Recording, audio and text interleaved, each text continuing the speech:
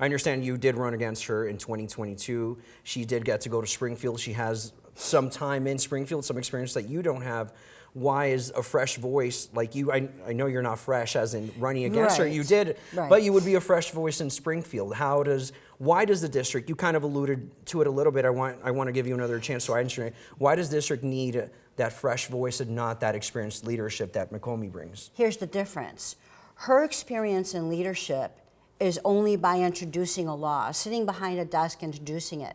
My leadership, I have lived it.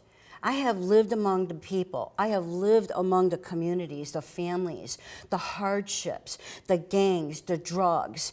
And you know, it's difficult when you do not personally understand those challenges. It's easy to sit back and dictate to people what you're going to do.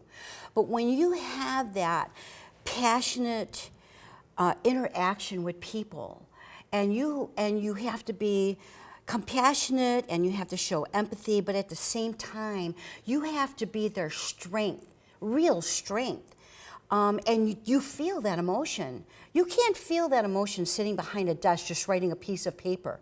That's what I'm taking to Springfield. That's what I bring to everybody's door right now. I did back then the first time I ran. I'm bringing it this time again because there were a lot of people that voted for me that first time. But unfortunately, like I said, majority of them were no longer living in the district. So, you know, just to put it to you in a different scope, out of 75,000 to 80,000 people in this district, 7 counties, in that first election, only 12,000 people voted in the primary. That wasn't an election. That was a disaster. And now people realize that we're at a point where they need a fresh voice. They need someone with that experience. And so even though she might have the experience of being able to push papers or draw something up, anybody can do that. And I think that one of the things that I really feel is important that I would introduce when elected is that there has to be some type of training.